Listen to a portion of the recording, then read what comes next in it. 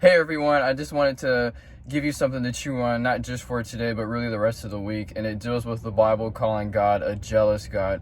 Because I think usually if you were to call someone jealous, that's not usually taken as a compliment. If I told you, hey man, you're pretty jealous, typically the response wouldn't be like, oh, thanks, or I appreciate that. It's usually viewed as an insult. The Bible has several different verses that deal with jealousy, like James 3:6. James 3:16 talks about, for where jealousy and selfish ambition exist, there will be disorder in every vile practice.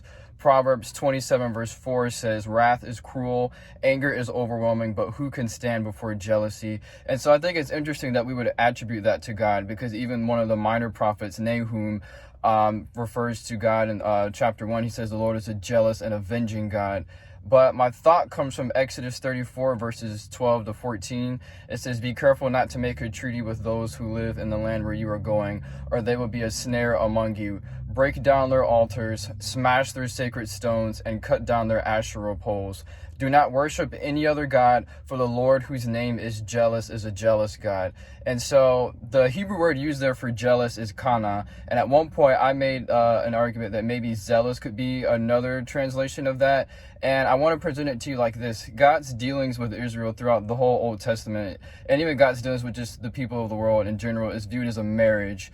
And what's interesting about that is, if someone was in a marriage and they found out they had gotten cheated on, there would be jealousy, and no one would really blame them for that. And so biblical Hebrew, being like an agricultural based language, it paints a lot of agricultural pictures when you study like root words and parent root words. And so when you study the words associated with kana, it builds an imagery of a bird protecting its nest, but also the beak of a bird to protect that nest. And what's interesting is God is not only zealous for us, but he desires to protect us. And much like a marriage, much like, someone that was married, you wouldn't want anything to come between the two of you, anything that would harm your relationship. And I think that's how God, views us. He doesn't want anything to come between us. He doesn't want us seeking after things for fulfillment that could only be found in him. David said in Psalm 139, how precious to me are your thoughts, God. How vast is the sum of them. So what's interesting is God is so in love with us that he's always thinking about us. And not only that, but he's always thinking the best about us. And even on the cross, when Jesus could be thinking about how unfair his own creation treated him, he was still thinking about each and every single one of us. And I just think that's the testimony of the love of God, that, he's jealous for us, or you could think of it as he's zealous for us, and he's very passionate about us.